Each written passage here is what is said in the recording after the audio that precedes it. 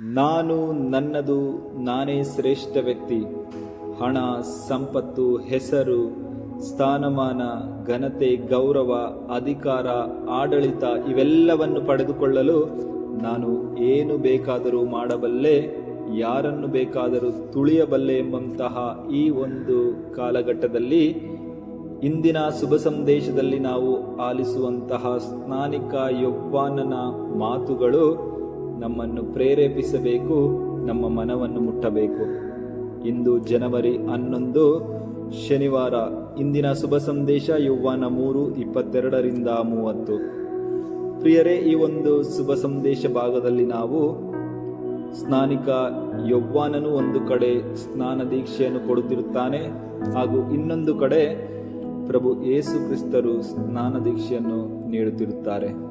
ಇಲ್ಲಿ ನಾವು ನೋಡುತ್ತೇವೆ, ಹೆಚ್ಚಾಗಿ ಜನರು ಪ್ರಭು ಯೇಸು ಕ್ರಿಸ್ತರ ಬಳಿ ಹೋಗಿ ಸ್ನಾನ ದೀಕ್ಷೆಯನ್ನು ಪಡೆಯುತ್ತಿದ್ದರು. ಇದನ್ನು ಕಂಡಂತಹ ಕೆಲವರು ಹೊಟ್ಟೆ ಕಿಚ್ಚಿನಿಂದ ಇರಬಹುದು, ಬಂದು ಸ್ನಾನಿಕ ಯೌವಾನನ ಬಳಿ ದೂರು ಸಲ್ಲಿಸುತ್ತಾರೆ. ಇದನ್ನು ಕೇಳಿದ ತಕ್ಷಣ ಸ್ನಾನಿಕ ಯೌವಾನ ಉತ್ತರಗಳು ನಮ್ಮನ್ನು ನಿಜವಾಗಿಯೂ ನಮ್ಮ ಮನವನ್ನು ಮುಟ್ಟಬೇಕು. ಏಕೆಂದರೆ ಆತ ಹೊಟ್ಟೆ ಕಿಚ್ಚು ಪಡುವುದಿಲ್ಲ.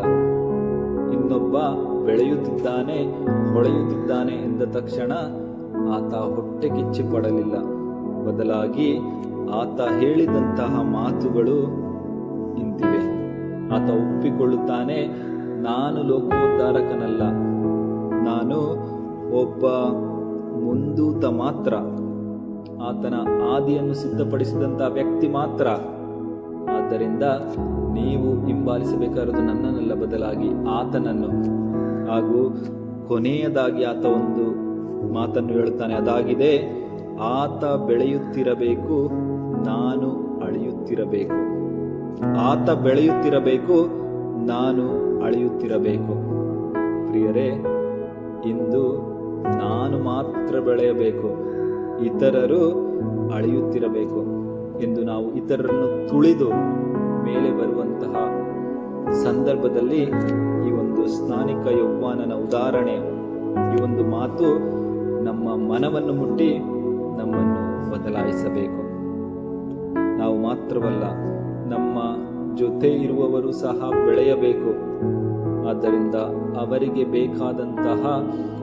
ಬೆಳೆಯಲು ಬೇಕಾದಂತಹ ಸಹಾಯ ನಾವು ನೀಡಬೇಕು. ಹಾಗೂ ಇತರರು ಬೆಳೆಯುವಾಗ ಹೊಟ್ಟೆ ಕಿಚ್ಚಿನಿಂದ ಅವರನ್ನು ನೋಡುವಂತಹ ದೃಷ್ಟಿಯು ನಮ್ಮಿಂದ ದೂರವಾಗಬೇಕು.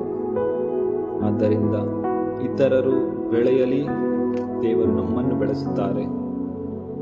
ಈ ಸ್ನಾನಿಕ ಯೌವಾನನ ಉದಾಹರಣೆ ನಮಗೆ ಇಂದು ಪ್ರೇರಣೆಯಾಗಲಿ. ದೇವರು ನಮ್ಮೆಲ್ಲರನ್ನು ಆಶೀರ್ವದಿಸಲಿ. ಆಮೇನ್. ಹಲ್ಲೆಲೂಯಾ.